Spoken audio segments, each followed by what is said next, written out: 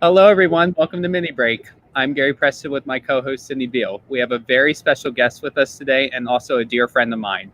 She has been teaching tennis in the metropolitan area for over 10 years. She's PTR certified and a cardio tennis ambassador. This past year, she was inducted into the Binghamton University Athletic Hall of Fame.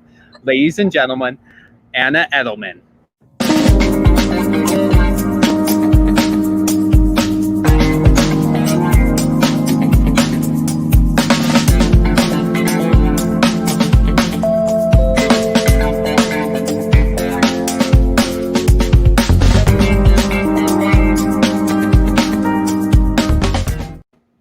Hello, and welcome to Mini Break. Hi, Anna. Hey! I see Gary's on location with you out, way out in Long Island. Of course. It's not that far. Not that far, but it's out there. We're missing you here, Sydney. I wish I could have come out there. It would have been great to be outside and, sitting down. It's actually nice outside. It was humid this morning, but, what are you going to do? Yeah. But I'd rather hot weather than cold weather, so I'm good. Oh yeah, definitely. So what are you guys doing out there today? What's been going on today? Well, I got a haircut for the first time in 4 months the other day, so I was feeling pretty good about that. Looks fresh. So I see you got a haircut too, Sid. Yeah.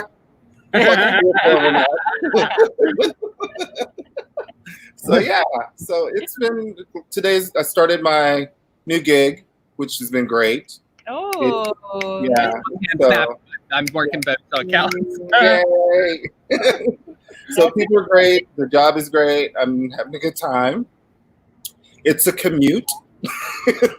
That's the only thing I have to say. It's a commute. I'm used to taking like 20 minutes to get to work, but now it's more than an hour to get to work. So wow. But I trade that off, rather than just sitting there working with people that I was unhappy with. So That's it's a happier situation. Okay. I got to tell you, I'm still trying to get used to walking from my apartment to the train station and being able to breathe. It's crazy. So those of you out there who are not moving around while you're stuck in the house, get out or do some stuff at home, because when you have to actually get back out there and do it, it's a bitch. Or better yet, come to McCarran Tennis Center and you can take a cardio tennis class with myself and Anna. And they are CPR certified. So. I actually am. I don't know about you, but I am. I am. Okay. Okay, I'm going to trust you, Anna, and Gary, I'm going to go like, jump up and down on your chest. I've never had to do it though, and it really scares me to I've never done it, but I did the class though. Depends on who she's given CPR to, but that's another story. So we're going to move on from that right now. So Anna, we've got a bazillion questions for you, and we've got some, other people on right now. Chip Hines, who is one of our regular people that comes on. We absolutely adore Chip. And Anna, I don't know if you've ever met Chip or not, but whenever we do one of our GLTA tournaments here in New York, you have to come out because he's usually here. And he's really good with, working with people when they come out, making sure everybody's welcomed and feeling like they should be there. So I don't think I've met him, but we are Facebook friends now, I believe. Yay. Chip is awesome. He's one of those people that I love getting people to meet, because he's just so down to earth and cuddly, and you just enjoy being around him. So hi, Chip. That's awesome. Hey, Chip. So, like I said, we have a whole bunch of questions for you. We're going to let a few more people get on, because we do have your 2 truths and a lie. And I looked at them and I was just like, well, this will be easy, because I started looking at the questions and I thought, well, she'll be able to answer some of those while we're in the questions. But then I started looking at them again. I was like, yeah, no, that's not going to happen. So that was the hardest part. That was so hard. Well, before we get started, I would love to offer her some sugar pova. Would you like to? Thank you, Gary. You can go away now. Bye-bye. Bye, Gary. Bye. He just literally chucked it. Oh, well, Kat will eat it. Okay, so before we get started, I have a question yes. for both of you, because I want to get your take on this from both of you, since you're both coaches and everything. and I think I'll let Anna go first Okay. because I know I've been very vocal about it on Instagram. Okay. So this whole thing with Novak Djokovic Oh, and his whole tennis tournament thing that he did, yes. and then all of a sudden, who was it? Not Dominic Thiem. Gregor Dimitrov getting sick. Yeah. I actually changed Novak's name because I'm petty like that. So, but what is your take on that, Anna? What did you think about it when you first heard about it? Well, I didn't actually like read up about it that much. I saw it on Instagram that they both had posted that they tested positive. I thought that Grigor had it first, and then is that right? He visited Djokovic at his new center and stuff, so he passed it along to him, right? No. Grigor got it at the tournament. Oh, okay. And then now it's Grigor has it. Came out today that Djokovic has it. Right. And your favorite person that you've been talking about lately, Gary, what's her name? I was like salivating. I'm like, what? Anna Ivanovic? No. Is that her? No. Yankovic? You mean? Yankovic. I'll be nice right now. I'll be nice. That's why I interrupted you. I said, yes, her. Yeah, so she's got it. So basically everyone who came to visit got it, right? And now Chip is telling me that Borna Koric has it too. Yes. That breaks my heart because I like him. But yeah, so all of these people now are starting to get it, and it's mainly the people that were at the tournament. So I mean, I think that they've been like, from what I've seen on the tennis channel and stuff, I thought that they were doing like a pretty good job. I know this wasn't like an official tournament, but like I figured that they would be testing, do like the thermometer thing or something like that. So I guess they just kind of didn't really have any of those precautions or anything. So I'm just kind of surprised with that, honestly. Yeah. Well, I mean, from what I've been reading about it, it's like the tournament directors did, try to do their due diligence by testing everybody that came through. Right. But you're going to miss somebody because it only takes one.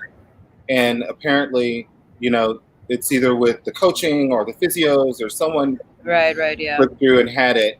And all of a sudden now you have all of these people. And the thing is, what bothered me about it, it's not so much that they had a tournament. They just weren't practicing safe tennis. Right. That's the best way I can put it. Because you have that many people in close proximity with each other.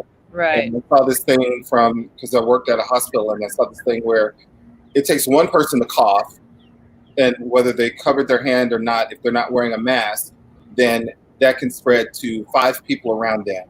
And it keeps going on and on and on. So it's like you don't know how many people you're going to get, that's going to get sick during that time period. I mean, they're lucky because they are healthy, I'm assuming.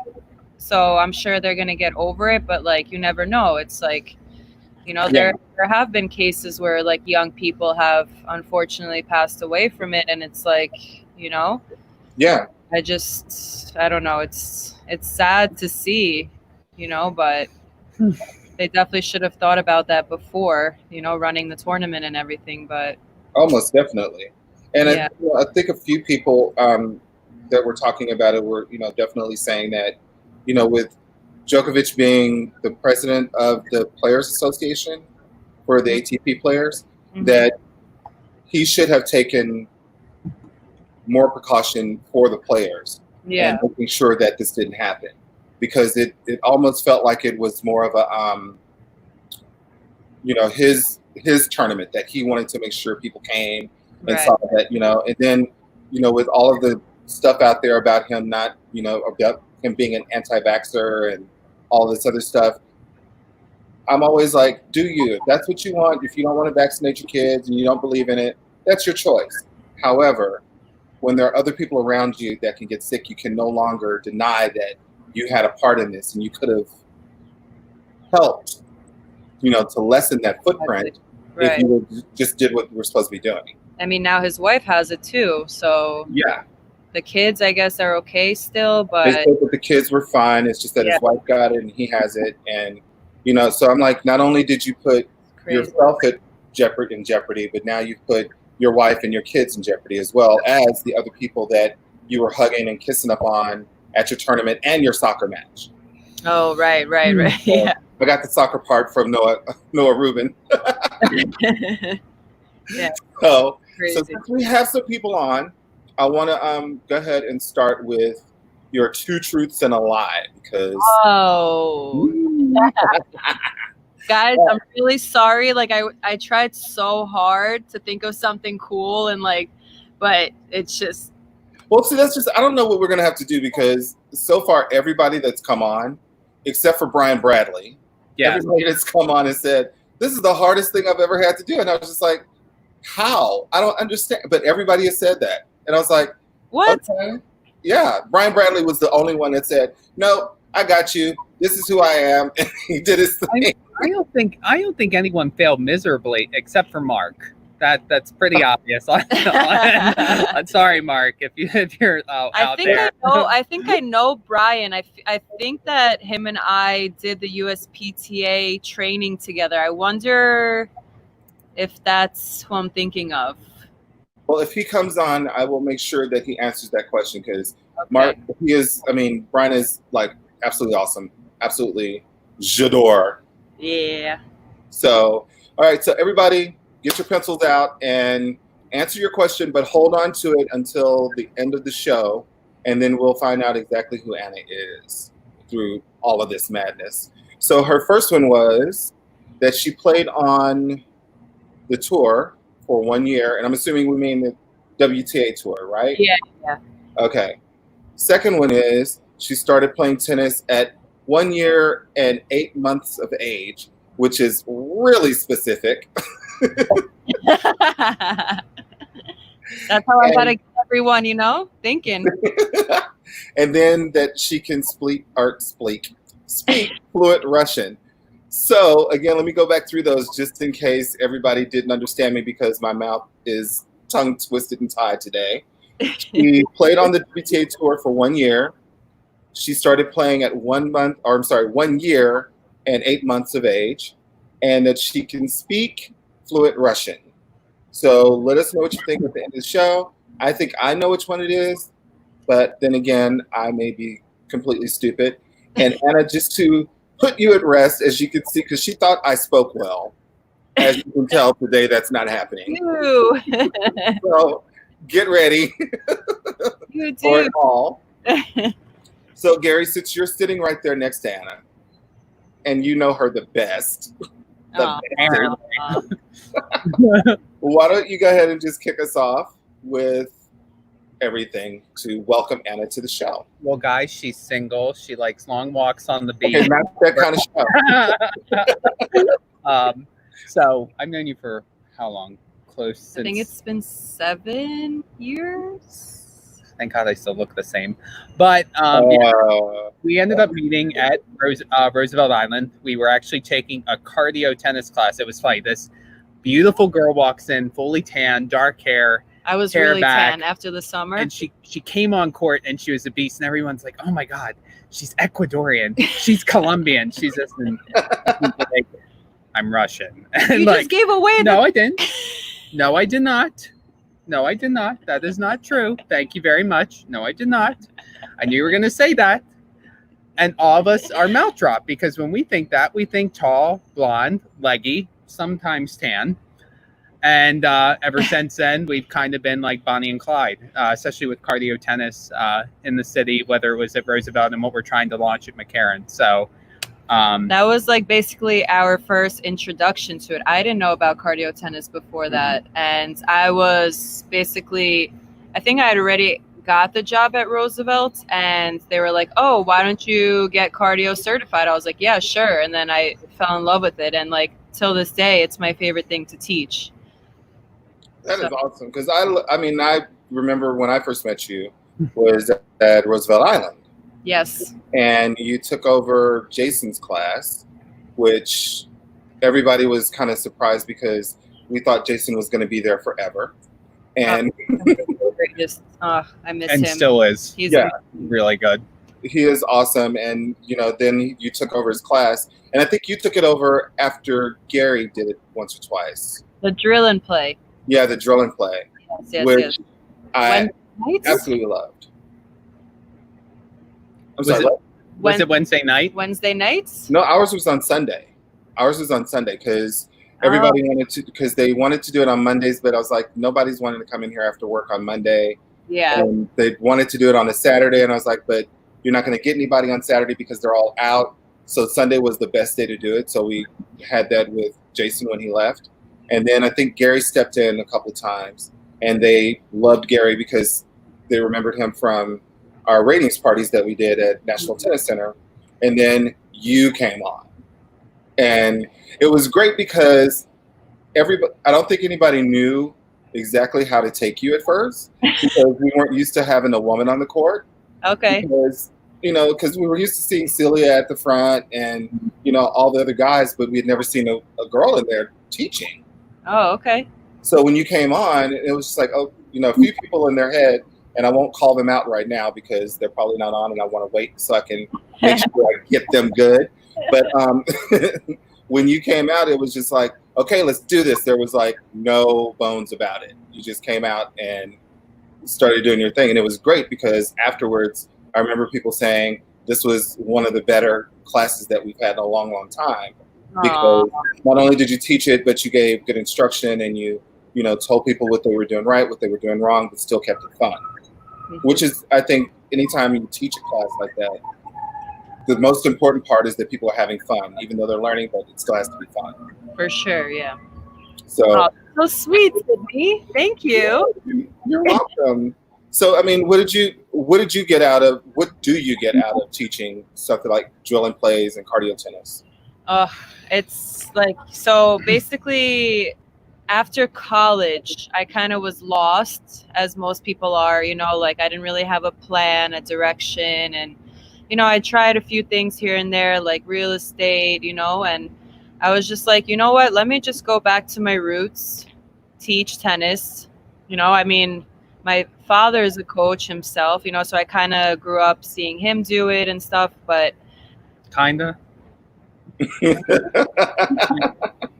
That's putting it mild. For me, like when I can show someone how to do something and when they like honestly understand it, like that feeling for me is like no other, like their reaction and like that joy when they understand something or, like something clicks, it's like right, the best feeling ever, so.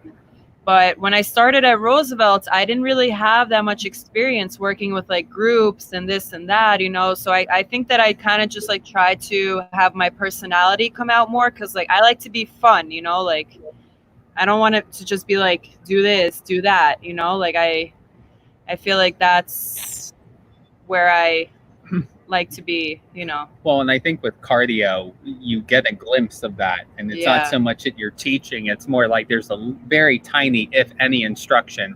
Obviously, when we got certified, that no instruction whatsoever. Like, well, you also have to cater to your clientele. They don't even like using the low compression balls because they think, oh, that's for kids. Yeah. But it's beneficial for you. Say that again, Gary. That was funny. Yes. Yeah, I mean, I think when you're doing like cardio and that, and it's on the go, and we're constantly like that, where if we're keeping people moving and engaged, like even if the process doesn't look pretty, by the end of it, if it comes together from the game aspect, we've done our job. I can honestly say that if it wasn't for Jason Spears, I wouldn't be the teaching pro that I am now. Because I learned everything from him, and he has that personality. Like he's super fun, he's super bubbly, and like I saw like how the people were just like obsessed with him, and I was like, oh, I want to be like that too, Okay, and like obsessed is a strong word. Okay, like, I mean, if you think about it from a booking standpoint, those classes were out the wazoo. Remember Yao? you remember Yao? She was this. She was that woman that played every division constantly. And she would bring all of her USTA teams in, and literally every Sunday, right before I would teach her class, I'd hear him yell "Yao" like from all the way down to 6. I'm like, oh, she's here, and then like literally, people wanted Jason. Like there was no ifs, ands, or buts about it. I mean, he's the one who, no pun intended, I was able to hold 4 balls in my hands. Prior to that, and was teaching. I knew you were going to say something. I know I'm going to get crap for that, but no. I don't know where I'm going. But okay. Anyway, am I red? No. Okay, good. Not yet. But no, like he was like trying to help me even with my feeding, and like you've done his drill, Sid, where you're literally swinging volley and then you go right into an overhead. Timing that and actually being able to hold the capacity balls to keep the rhythm. It is crucial. I'm not saying anything. I don't know why you keep looking at me like that. Well, I mean, but he was awesome. And Anna, your style, I think, was a lot like his, and that's why everybody enjoyed working with you. Because, I mean, the first time you corrected me when I was serving, I was just like, I wanted to be mad so bad, but at the same time, I was just like, but damn it, she's right. Especially after I hit it and it went in better, like 4 times in a row, it went in better. And I was just like, okay, now I can't be mad at her because, she. Why would you be mad at me?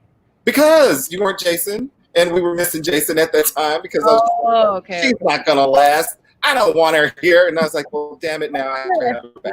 Fair. It's hard to step. How do you say it? I feel someone shoot. Yes. So guys, let me ask you something. Can you switch or turn a little bit because the sun is coming on and I can't see your face, and I want people to be able to see you. Yeah, I was just gonna say. There you are. So pretty, so lovely. Right? Oh, yeah. So yeah, welcome. I have Ruth on right now, and Gary, this message is for you. What about going down? Hill, Gary. It's funny because it's true. Okay, so I'm sorry, I got us off track with talking about all that. And yes, but it was good. Yeah. So I think, Gary, what was I don't know what question you've asked. We didn't get to here. We didn't get there yet. We're okay. So what's the question then? I'm just so excited that you're on, Anna. Oh, okay, so obviously you're Russian descent. You were born in Belarus, came here at a very young age. Your father had a coaching opportunity here in the United States, and he's, from what you've told me, he's very influential over in Russia, and his work with some big-time players. Could you tell the audience a little bit about your dad, like from that perspective? Yeah, so my dad was the Russian national junior coach in Belarus. He had his own school in Moscow, so he was pretty well known over there. And he would travel, and in that time, it actually wasn't allowed to leave the country. So that was like, he had a lot of issues with that. It wasn't easy. He actually had the KGB following him because my dad is Jewish, and the KGB. We'll come back to that. I'm sorry. Go ahead. You weren't allowed to leave the country then, and he was leaving and traveling with his students and stuff. So basically, long story short, he was invited to come to America to teach tennis here. There was a company called Match Point Promotions. They invited him. He had brought over Max Mirny, which had he had a very successful career here. Singles, doubles. He recently retired. So he played, had a long career. And another girl named Tatiana Ignatieva. So he came over with them. They lived in New York, and, they gave him everything, a car, an apartment and stuff. And they had their life over here. And, it's funny. They made their way over to Brooklyn. They started in Greenwich, Connecticut. And Tatiana, one of the students, she was like, oh, I miss being around Russians and stuff. So I actually don't know how they ended up in Brooklyn, but they ended up being with all the Russians over there. So I was going to say, it seems like most Russians end up in Brooklyn that I know. So yes. That's where it's at. So yeah, he's still working now. He loves it, and a lot of what I learned is thanks to him. So, And I've had the pleasure of being on court with her dad. And Mhm. how old is he now? he doesn't like to say, but Let's just say he's not young. he's not young, but he could bench press all three of us like Yeah. there's no tomorrow. It's insane. Yeah. So Like- your dad is sort of Yeah. like the Bella Caroli of tennis. He's something else. I tell you, he works 7 days a week.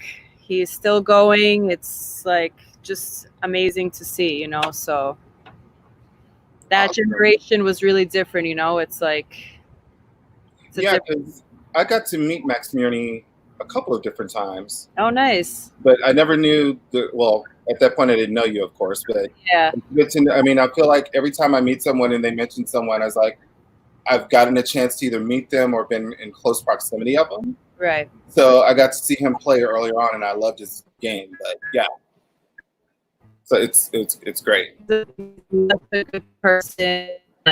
His family is amazing. Nice. Okay, you guys froze. I'm hoping you're still on. If not, come back We are. whenever you can. You're still Can you frozen. see but us, if Sid? you- Oh, there you are. I can hear you now. Sorry. Oh, no. So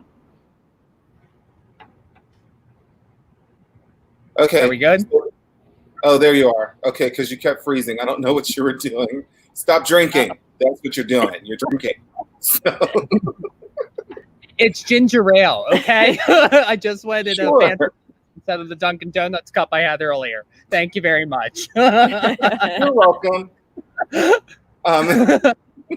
So Jesse just joined us, and he's online with us as well. And Chip sends you a very lovely message, Gary. So, That he does. Thanks, Chip.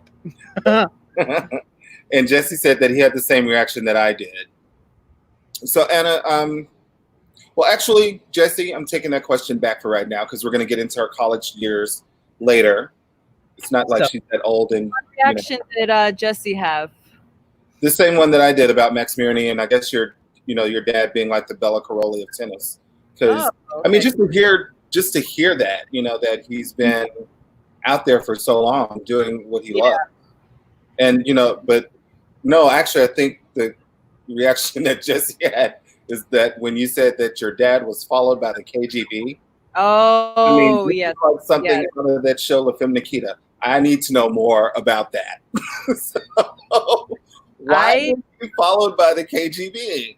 Because you were not allowed to leave the country at the time.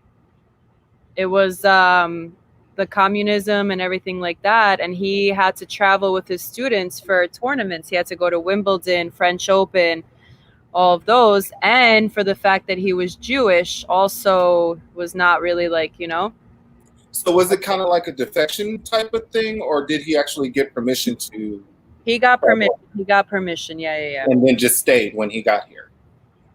Oh, to come to the US? Yeah.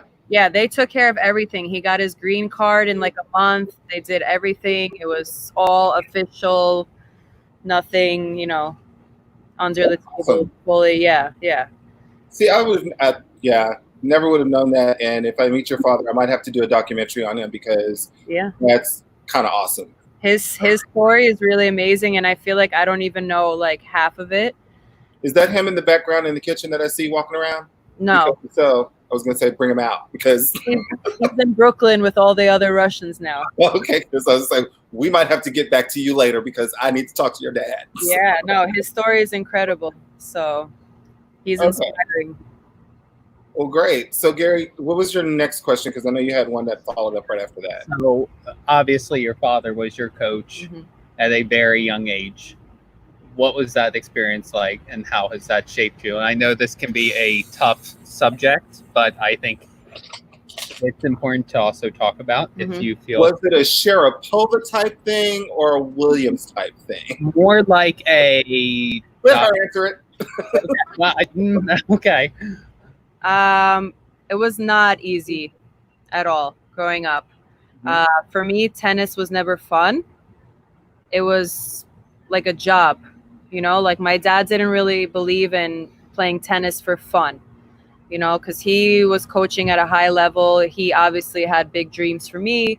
So I can say that it wasn't fun, but I'm thankful for it now. And I learned a lot from him. And, you know, I always have tennis that I can fall back on. It's such a great sport. It's an international sport. And I mean, I'm happy that he did all that hard work for me. And I really appreciate that. But growing up on the tennis court was not easy. It's, you know, in high school and middle school, I wanted to hang out with my friends and stuff, but every weekend I was playing a tennis tournament. So I didn't really have the normal childhood, to say. Well, so I mean, it's just, I mean, when you hear people say that it wasn't fun or whatnot, what, I know that you, like, you know, most kids, you don't want to go against your parents' wishes, especially at such a young age. But when you get to a certain age where you can say, look, I really just don't want to do this anymore, what made you continue to do it? Because was it just a level of respect, or because you feared for your life, or what? You know, yeah, it was a little bit of both. I mean, listen, I was growing up, I was the lazy but talented type. You know, I was never really like that hard worker and like, you know, but I feel like maybe because of the fact that he pushed me so much, maybe was the fact that I kind of like backed away from it, you know? So I do have a lot of regrets. I do wish that I took it further with tennis, but you know, everything happens for a reason. right. I do feel as if though if my parents didn't get divorced, I probably would have gone higher because I didn't live with my dad. Mm-hmm. I only saw him on the weekends and stuff, so less time for tennis then, you know? So, Right. yeah. But I remember you telling the story last week when you were in high school or middle school, Mhm. and before school had started, her father was coaching her on court, and the kids would walk by because the courts are right near. Yeah, the courts where you came to play with us. Oh, okay. Yeah. As a kid, she would train there early in the morning, and all the kids would be waving at her as she was like, what was your reaction back? It's hard, like waking up. Yes, I can appreciate, you know, my dad driving to Long Island all the way from Brooklyn. Back then, it was like the worst thing for me ever. Like I just was so upset every morning. I would be like in tears. But, you know, he would make me basically practice before school started. So I'm like out there playing from like 7 till like 8, 8:30 or whatever, 8:30 probably. And all the kids are walking into school and they're all like, Anna. And I'm like, oh, they just want to be a kid, you know? Like, I don't want to have to do this, you know? I just want to like be like a normal kid. That's all. Right. So Reese wants to know, are there any other sports that you played besides tennis, or was tennis just it? She had a stint in volleyball when she visited me in Arkansas. I played other sports in middle school. I did play volleyball on the team, and I played softball just for fun because, I didn't really have a choice. I had to do tennis, and I couldn't really focus on any other sport. I mean, when your dad's a tennis coach, like, why are you going to play another sport? Like, that doesn't make any sense. But for fun, I played them. I do have to say, if I didn't play tennis, I probably would play volleyball, even though I'm not really tall, but I love volleyball. So I played other sports for fun, but not seriously. Right. Yeah.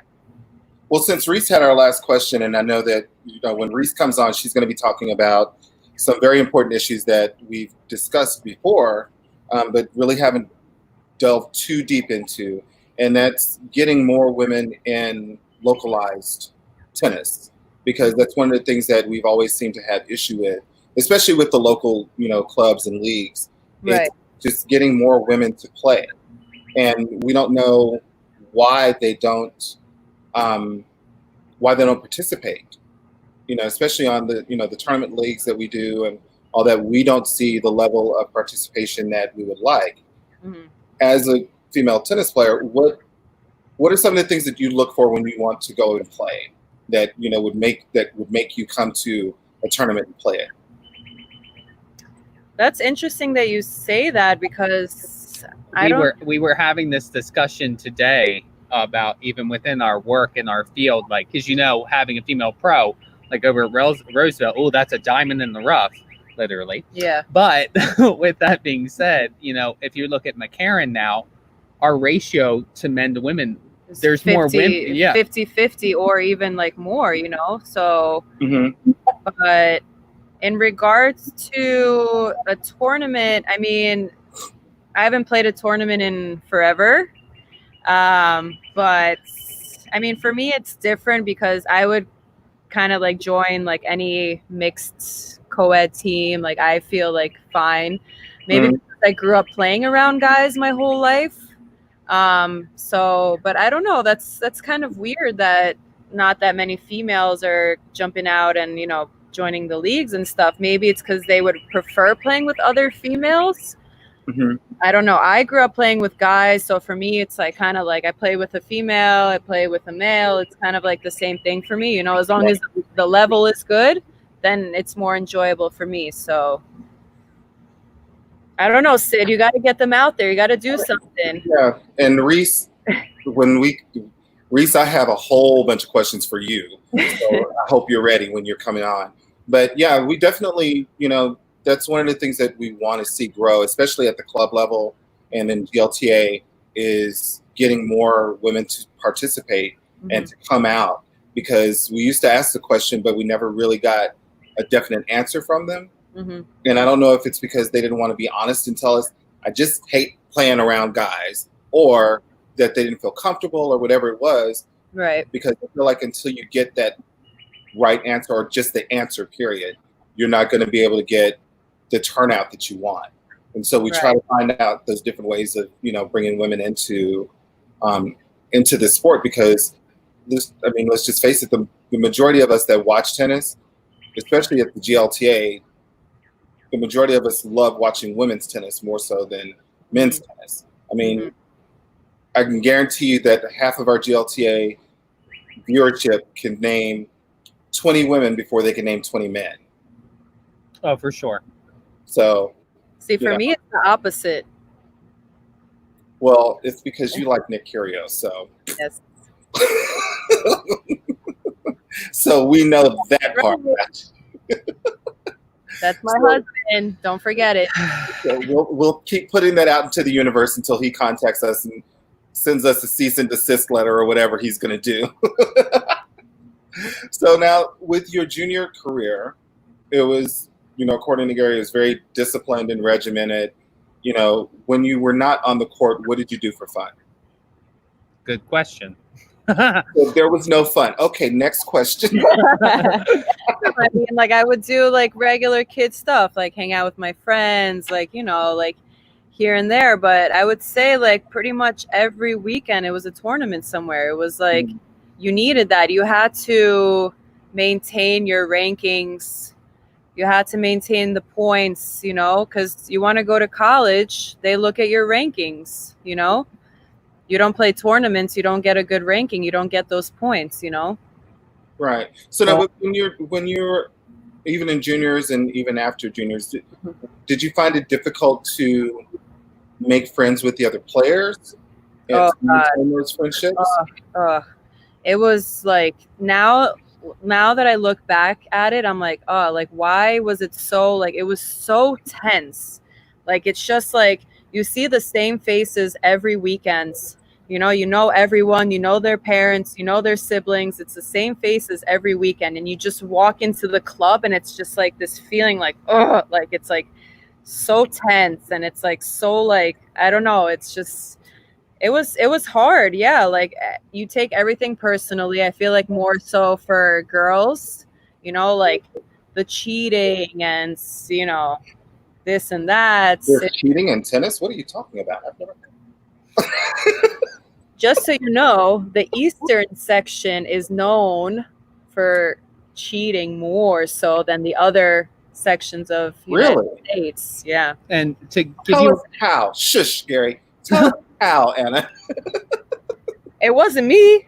Well, I didn't say it was you. I'm just saying, I was a very good call maker. Is that a thing? Call maker? Actually, I remember one time we had a tournament at Roosevelt, and someone thought you gypped them on the line call, and they might actually be watching at some point, and she actually cranked it up about 10 notches to prove a point to beat them. So No, I remember when we were at Roosevelt, we got into a round robin situation, and we ended up playing doubles with one of our drill and play things. Mhm. And Anna and I were on the same side, and the two people that were on the other side, I liked one of them dearly.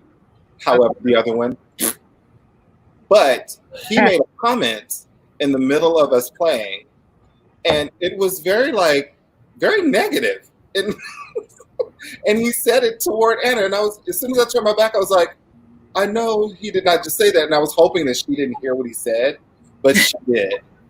And after the match, she came and apologized to her because she wore his ass out, and I loved every freaking minute of it.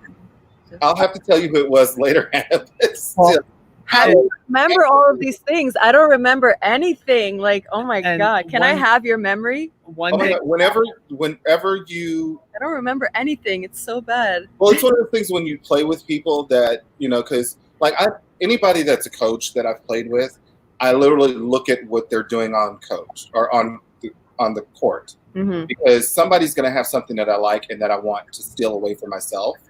So for you, it was just how you kept your composure and you didn't let that person get under your, but I could tell as soon as he said what he said, I thought you didn't hear it until I turned around and saw your face, and I was like, well, this is a wrap, because this isn't going to go well for him for the rest of the night.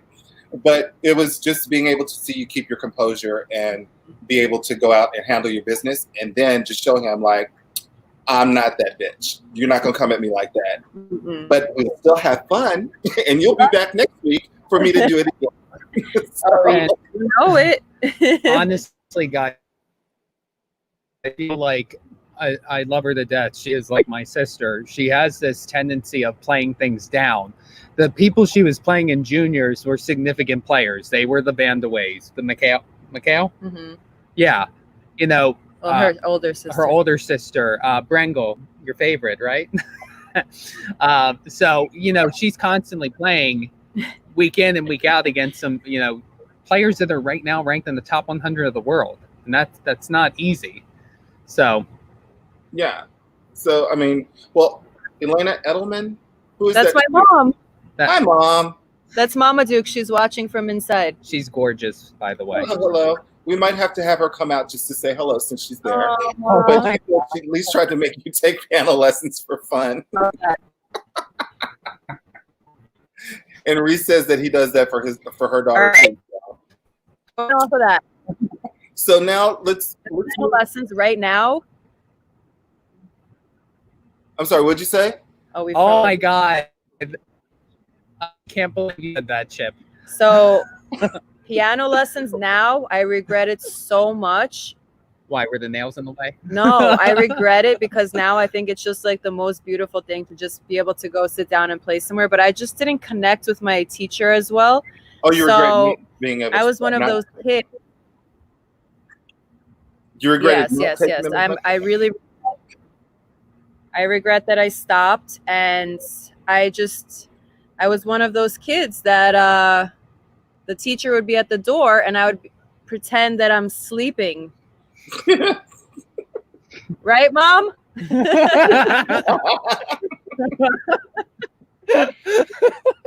Yeah. it was, So you played tennis, you had no junior high social life whatsoever. and my dad actually forced me to take guitar lessons, and that I hated more because from tennis I would have blisters here, and from tennis and from guitar up here. So I'm Yeah. like, no way. It's just So we can honestly say in junior high school that there was no dating, right? None. definitely not. So then, okay, so now we've gotten past the awkward stage of junior high school and high school, because I'm assuming that you played all through high school as well. Yes. So now you've moved on to college. Yes.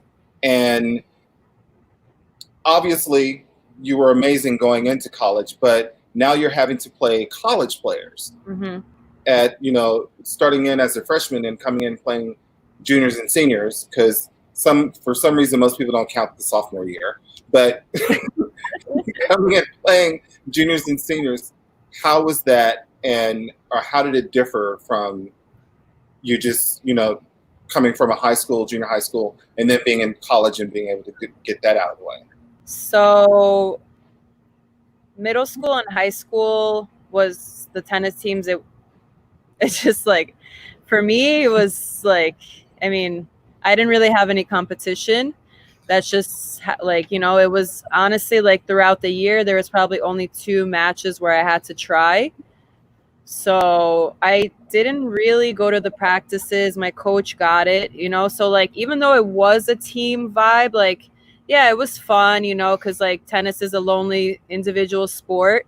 So I did get that team vibe in the beginning of high school. Hashtag speak your truth. Speak your truth. So in college, it was like a total 180. It was just like, you do everything together, you work out together. It's like, this is like your family for the next 4 years. Like you travel, like in high school you travel too, but it's like, short trips and stuff. So Jason, you finally showed up. You're alive. We missed you. Jason heard everything that we were saying about him before, because if he missed all of that, we have it recorded, so he can go back. Okay, we can go back. Send him a link. And don't believe anything I said about you. I don't like you because you went away and you left me here by myself. Okay, so go ahead, Anna. What were you saying? College was totally different. I was not ready for that at all, but it was the best 4 years of my life. Nice. So now, since you weren't, like you just said, you weren't used to it. So what did you do to get used to it? Because I've looked at your record in college, and I wish that I was not that used to something. So you need to tell us how you went from not being used to it to being inducted into the Athletic Hall of Fame there. I mean, over time you get used to it, So long story short, the drive up to Binghamton, I was with my mom, hysterically crying the whole 3.5 hours because I was scared to go away to college. She's like, what do you want me to do? Should we pull over? Should we go shopping? Like, what do you want me to do? I was like, I don't know. It's like being away from home. That's another factor. High school, you're here. Now I'm 3.5 hours away. This is the first time I'm living alone.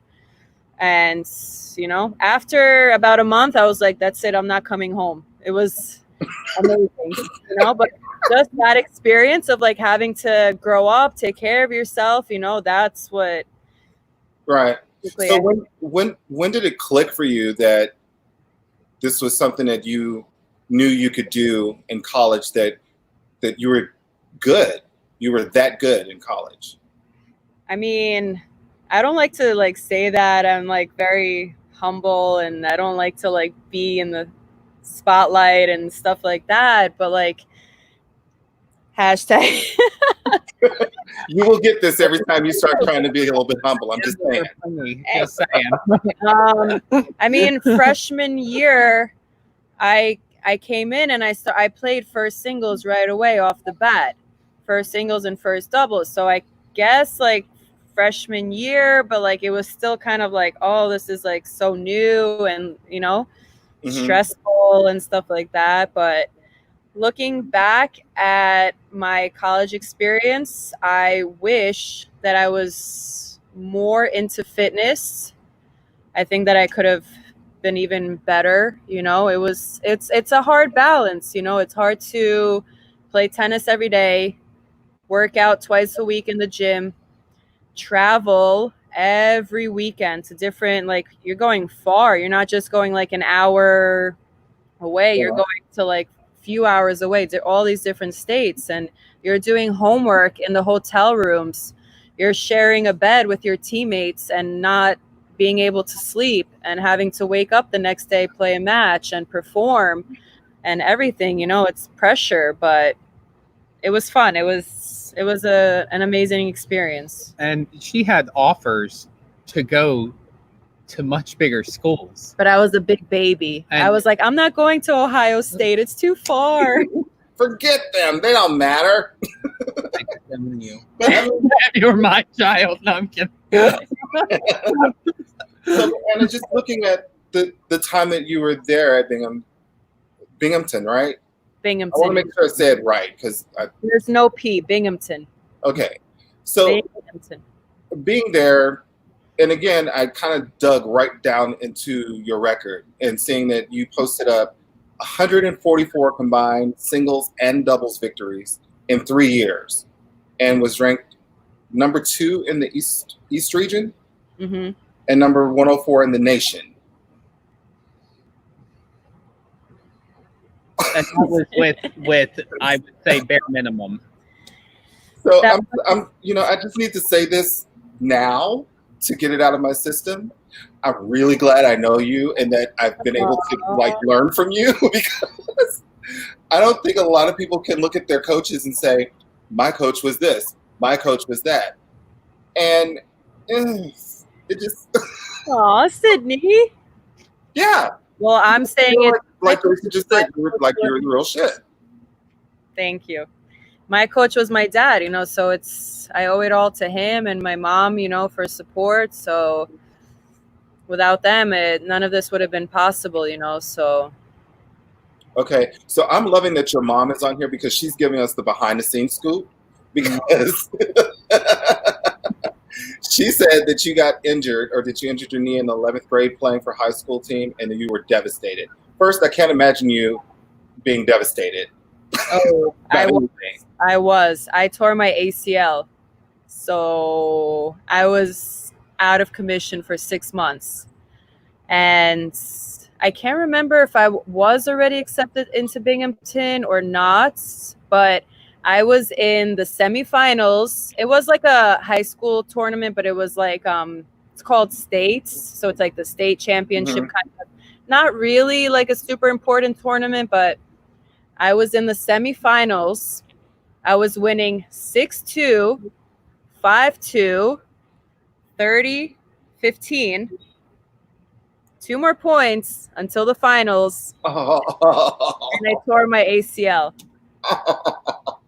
So I hit a backhand and I was like, whoa, that was like a really weird sensation.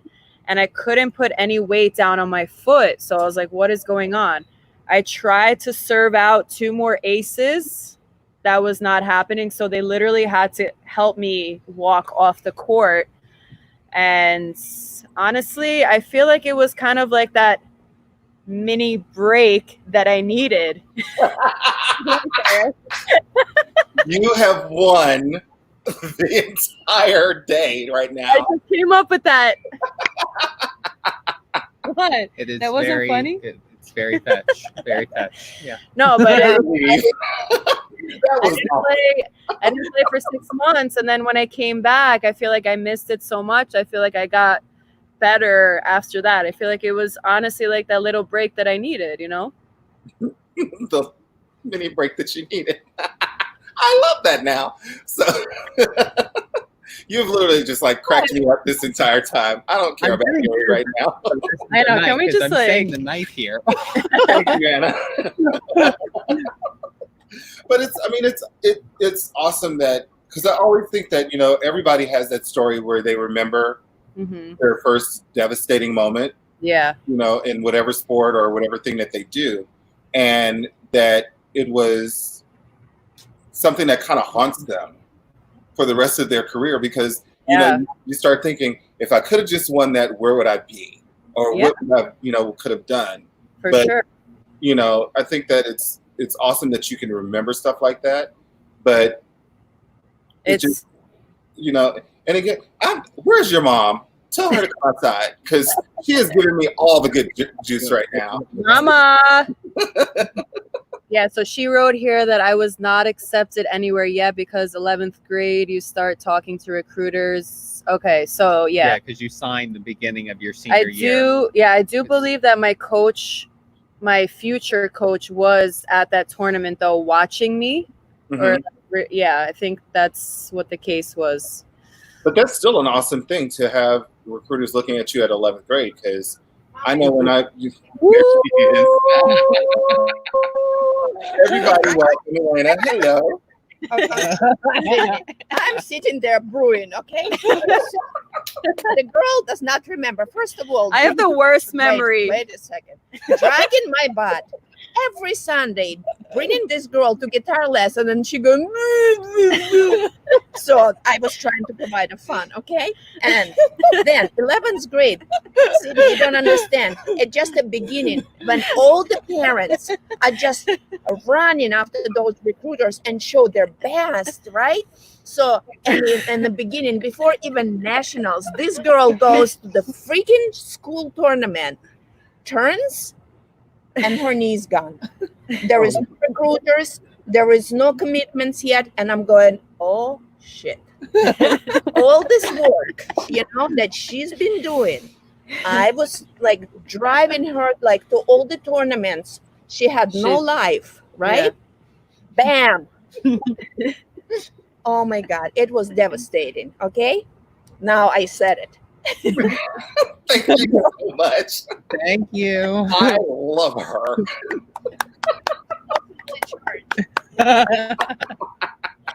Well, I bet you haven't had that on the show yet. No, and I loved it. It takes a mother to come out and just break it down for you right quick. I'm telling you, I have the worst memory. I don't know what it is. Like, Well, see, I think when you're in that mindset of, this is what I do and, I have to be good at it and, because you don't want to feel like you're disappointing anybody. Yeah, no, it was a lot of pressure.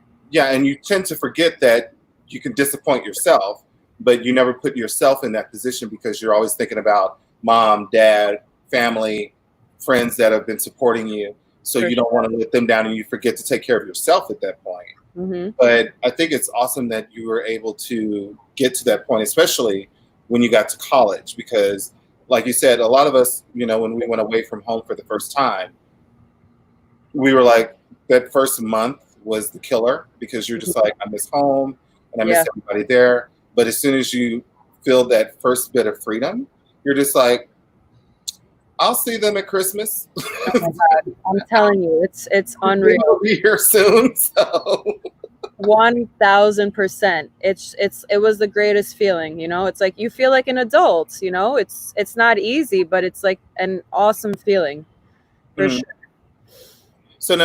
So during college, and like I said, you did such an amazing job while you were in college. So did you? Well, I'm getting ready to bust myself with this one, but did you have aspirations of, playing ITF, WTA, or whatever, just any of the professional leagues like that?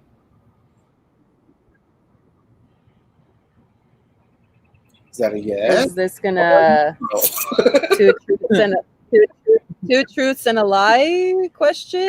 Sort of, but let's come back to that later because I don't want you can think about me. So I'll put it this way. Knowing that you would have the opportunities to play either ITF or WTA or whatever, what kind of feeling was that to know that you could literally go straight from college into that arena? Yeah, it's also a lot of pressure, but it makes you feel like all that work that you put in is now paying off. It's like finally, like, I'm getting to where I want to be. Mm-hmm. And it was all worth it in the end, so, and the traveling part is always cool. Like I also played some ITFs in high school. I'll never forget, my mom and I went to an ITF in Mexico, in Guadalajara. It was very interesting because we landed and they lost my suitcase. So, we had to find some clothes. So you love to travel, but you just didn't have luck with traveling, apparently. I guess not. I'm like, okay, where do we find some tennis clothes now? So, but Right. yeah, I mean, it was an awesome experience. You get to see like different countries and stuff like that, and different players and what they're like from other countries, because you get used to the ones here in New York, some in United States, but you get to compare yourself to players in other countries as well. Gotcha.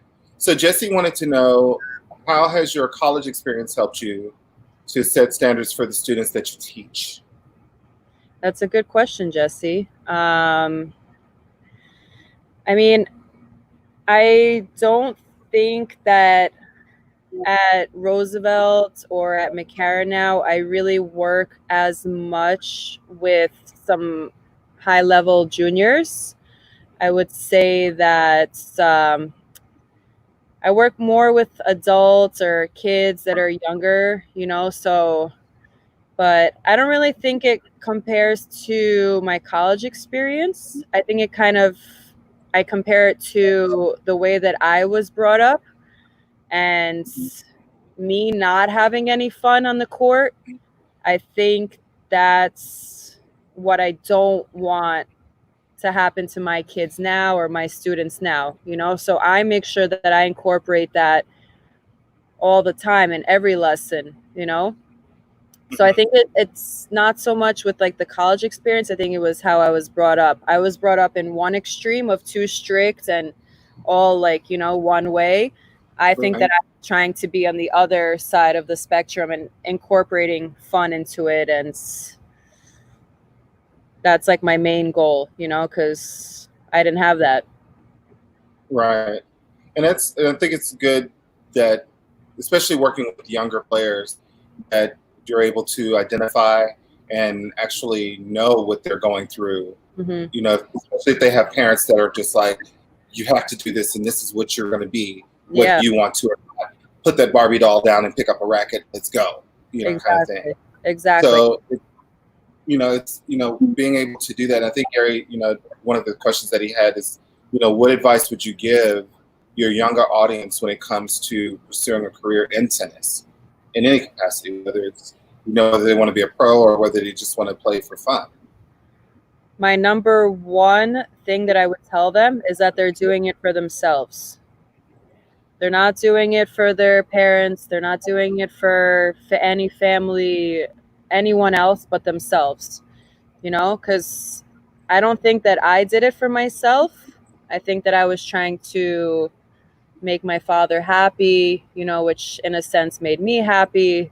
So definitely doing it for themselves would be the number one key, because you don't want any pressure that's unnecessary from parents. And I feel like that was kind of like a thing that held me back, was the fact that I didn't have fun. And if I did, maybe I would have liked it more, and enjoyed it more and worked harder. I didn't want to do fitness. I didn't want to do all that other stuff. I barely wanted to like get on the court sometimes. Right. So when you're forced, it's not the same thing. You have to want it yourself. Right. And I know that a lot of people, especially when you're talking about fitness, because I noticed it more so with female sports people than the males, is that they go through a lot of body identifying issues. Mm-hmm. So, because that it seems like for females, that's the one thing that's always harped on, is like, you have to be fit no matter what sport they're playing. Oh, yeah. And some girls out there and guys that are thick. Mm-hmm. But Taylor Townsend, love that girl. Mm-hmm. As soon as they started talking about, you need to lose weight, you need to be fitter, and you need to, because your game will get better. And she still went out there and tagged some ass, because she moves better than some of these little drumsticks that I see out there running around. Yeah. So, when it comes to body issues, what would you tell, especially your younger girls that you coached? What could you tell them so that they don't get that stuck in their head? Right. I mean, I went through the same thing. I was never skinny, never will be. You know, that doesn't mean that you can't be a top athlete, you know? Unfortunately, yeah, I did have some, comments from outside people, saying, "Oh, if you lost weight, you would be such a better tennis player," In a sense, yeah, it's true, I do regret that I didn't take fitness further, but at that moment, I guess I just didn't want to do it, It didn't stop me. I still got in the Hall of Fame of Binghamton, and I wasn't fit at all. Trust me, I was not fit at all. Speak your truth. My fitness level was like probably 30-40%. I'll tell you a funny story. I had this in my Hall of Fame speech too with my coach. I was the only one on the tennis team that could not run 2 miles in 16 minutes. The only one. So my coach decided that we're going to keep doing it every week, 6 in the morning, until the whole team is able to do it. And I was the only one that couldn't do it. But I still played number one singles and doubles, and I was still bringing points consistently to the team. Mm-hmm. Well, I mean, and I feel you on that because there are times like, and you guys saw me when I did my first cardio thing with you guys. No, Mm-hmm. I'm gonna let everybody know right now. No, it did not happen. I was not running around and jumping through ladders and all that madness because no. However, I feel like when I'm on the court and I'm playing, that after like my first or third game, that's when my second win comes in and I'm good throughout the rest of it. Yeah. But if you ask me to jog around the court or do the whole ladder thing that two people like to make us do, no, not happening. Sorry. I know. Well, and Sid, honestly, like, reflecting on like yes. with what she's dealt with, I think everyone to some capacity has had that. It's not that it's necessarily the truth. It's a lot of how it's delivered. The message in our world, Mhm. just, and this from, the photography, the modeling and things like that. It's, Jason. It's I don't remember. It's one of those things where it's like, oh, you're this or you're this. It's like you're thinking about it, do I really need to hear that message that way? Does it need to come across that way? Is it going to, now some people actually thrive off of, hey, you're fat, you need to go to the gym. Mm-hmm. And then you have to know your personnel and who you're talking with in order to gauge, like, who needs a kick in the butt and who doesn't. Definitely. You have to know you have to understand your students, how to speak to them, their personality. I know that with some kids, I can joke around with them like, oh, what are you eating? Or, I mean, not that I would say that, but like, it depends on the person. It's like, you have to understand each personality. And that's with adults too, because, and for sure. I know he's getting ready to get a big head when I say this, but between the two of you and Jason, like, I think all of us have heard the comments. Because Jason used to, like, one of my favorite things that he would do with us when we were on the court is his drop shots. Like, he would make us do the drop shots. And I remember the first time that I did that mess with him. and it seems like it took me forever to get up to the ball. He was just like, if you had not had the cookies before you got on the court, you would have been able to make that shot. Yeah, for sure. At the same time, because the way, like you just said, the way that it was delivered, it didn't make it feel like he was picking on us. Exactly, yeah. It actually pushed you to make sure that you got it, so you can look at him and go like, in your face, I got it this time. The next three, maybe not. But this one I got, so shut up and leave me alone, kind of thing. Exactly. But I think it actually, when it's delivered in a way that that you can feel like someone's on your side. Yeah. That it makes you want to do better, and it makes you want to get better, because I can honestly say between the three of you, I felt like my game improved quite a bit, because I wasn't afraid to hit the ball, and I wasn't afraid to just jump in and do what I needed to do. And the first time that I beat players that were killing me otherwise, two of which were Jesse's people. Not going to say who, Dennis and Trent. But when the first time that I beat them, I was amazed, and I did it with Reese because Reese was my, my partner that I did that with. So it's those kind of things that, doing the drill and plays, doing the cardio, that I think it helps people, especially on the club level, when they feel like the coach is on their side and not against them. For sure. So yeah, so it was great, and like I said, I loved it, and I think that everybody that did them loved them as well. And yes, Jason, we miss you terribly, terribly, terribly, terribly. Miss you, Jason. So Reese asked a question. She wanted to know: are you still playing ITF or feeder events? Oh, I don't know what a feeder event is, but right now, not a chance. I'm like I would have to get back to the fitness part, and right now I'm working 6 or 7 days a week, so it's just no time. I do miss it though. I'm thinking about joining like probably like USTA league, some type of team thing again, because I miss that feeling, I mean, she's always been super competitive. Yes, no matter what. Very Even competitive. when we played ping pong that one time. So, can I tell that story, please? Because you almost got me. So, here's my truth for the evening. We go and play ping pong. She doesn't know that I can play ping pong. And we're at Fat Cat. Is that Lower East Side or up or where it is? It's in like the city. It's in the city. In the city somewhere. Near Chelsea. And I'm beating her, and Anna doesn't handle losing well at all, and she starts banging her paddle on the table.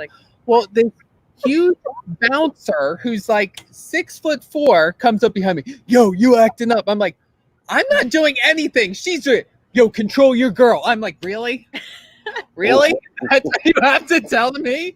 And this is like literally, I'm trying to defend myself, and she's just standing there like, I'm like. That's probably I have no idea what you're talking about. But no, if she were to go back on court and play, even just a match, like at 50%, she would still be fine. So then that brings me to my next question. So like when you're on the court and you're playing, where does that competitive fighting spirit come from? I mean, it comes from my childhood. It comes from juniors growing up.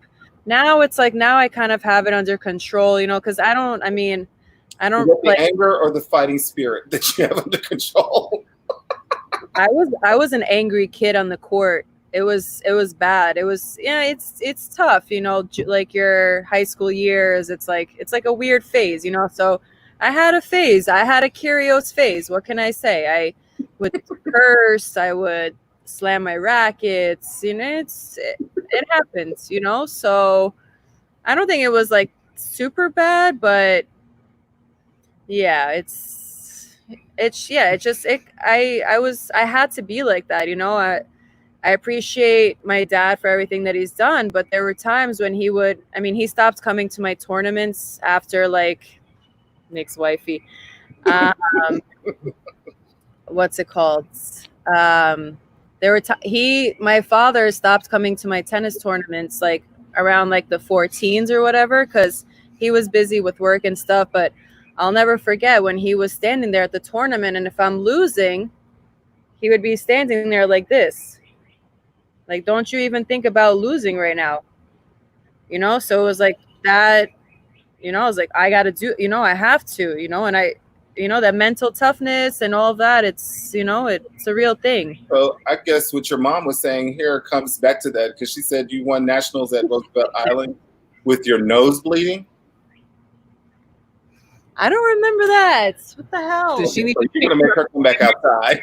I remember playing a tournament at Roosevelt Island, and I don't remember my nose bleeding, but you were holding your nose with one hand and winning with the other. That is awesome. I don't remember that. I just remember, I guess I had banged my racket like a few points prior to this happening. So I hit a forehand return, and then my racket just kind of like the head of it just kind of flops in half.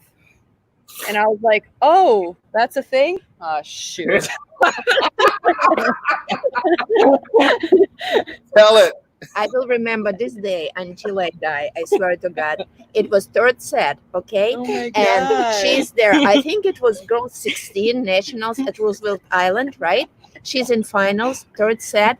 Her nose, it's at the heating season, she always has nosebleeds, right? Yeah, when I get too hot, my nose bleeds. So she stands like this, right? And she goes like, and she's finishing up this girl, and I'm going, oh my God, I will never forget this. I swear to God. I think it was such a traumatic experience that it was erased from her head, but I still see that.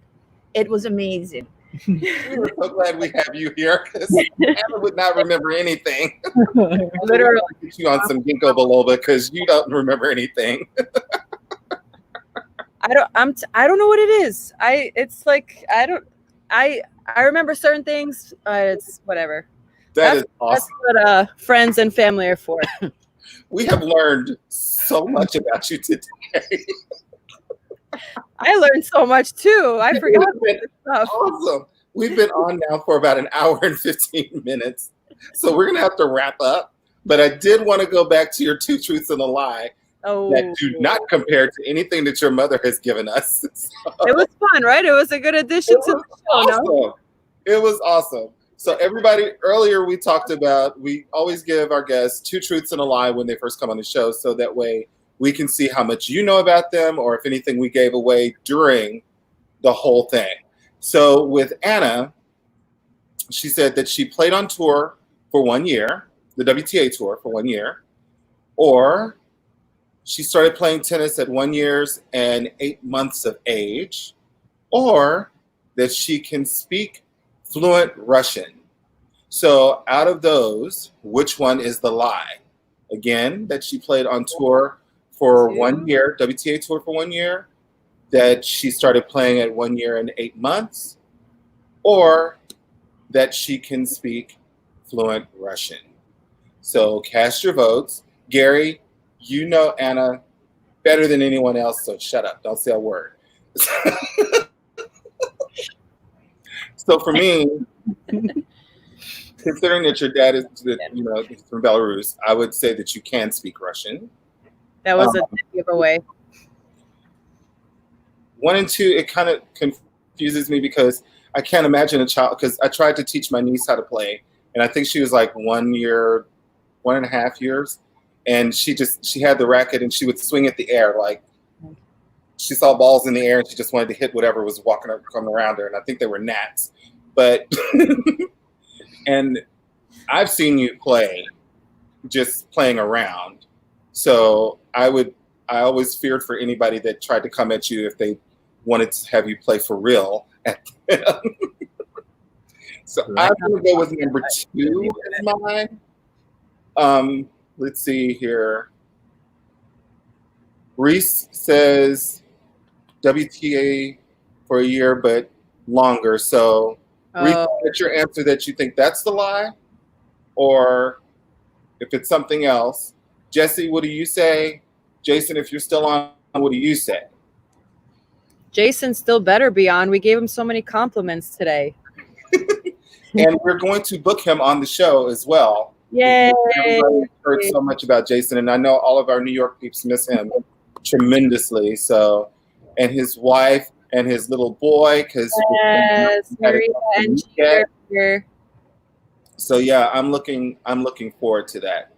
Oh, so Reese just called it out. He said that's a lie. He said your WTA part was a lie.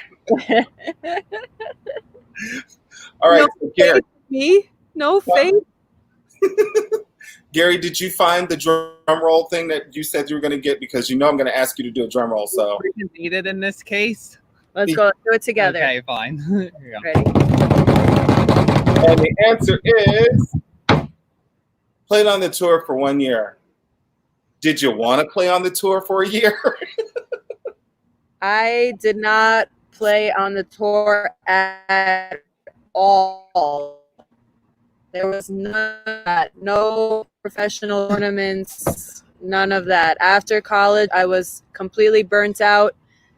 I didn't even think about tennis. I just needed a break, and I just never went back to it. I regret it a little bit, to be honest. I wish I had tried, but it's never too late. Everything happens for a reason. That too. Well, let's just say I've seen some of those girls on tour, and you could have did it. Thanks, Sydney. So this has been absolutely awesome. And whatever doubts you had about yourself before you did this have been thrown out the window, down the street, and kicked by a dog because you did an awesome job today. I was so nervous, guys. Could you tell? No. I tried to keep it cool. So I think we have a show coming up on Sunday? Wednesday? So sometime, whether it be this Sunday or next Wednesday, we will have a show. I know that Reese Scott is going to be joining us soon because she is one of our favorite people, and I cannot wait to have her on the show. And now we know that Jason Spears is going to be on here, and you better have your kid in your lap at least one time because I want to see that precious little face. Have you seen his kid? Oh my God. He's so good. God. He looks so much like both of his parents. Yeah. Yes. I can't tell who he looks like. I think Maria, but I don't know. Well, with his haircut, he looks like Jason, and I know Jason is loving that right now because he wants the haircut. But when it's longer, he looks like Maria. And and Diana's there too, and I miss her too. So yeah, Diana was awesome. I think we might have to take a road trip up there. I'm down. Because I want to get to see them. I'm down. But everybody, make sure that you come in and join us on our next show when we have it. I believe it will be Wednesday or Sunday, but we will let you know in advance. But if you want to get in touch with Anna and just want to compliment her and or get her in touch with Nick Kyrgios so that she can go ahead and marry him and leave us alone about it. Please, guys, help me out. You can find her on her Instagram, or you can find her at McCarran Tennis, which is www.mccarran.tennis. And she will be there teaching alongside of Gary, who's also there. Yay, Gary.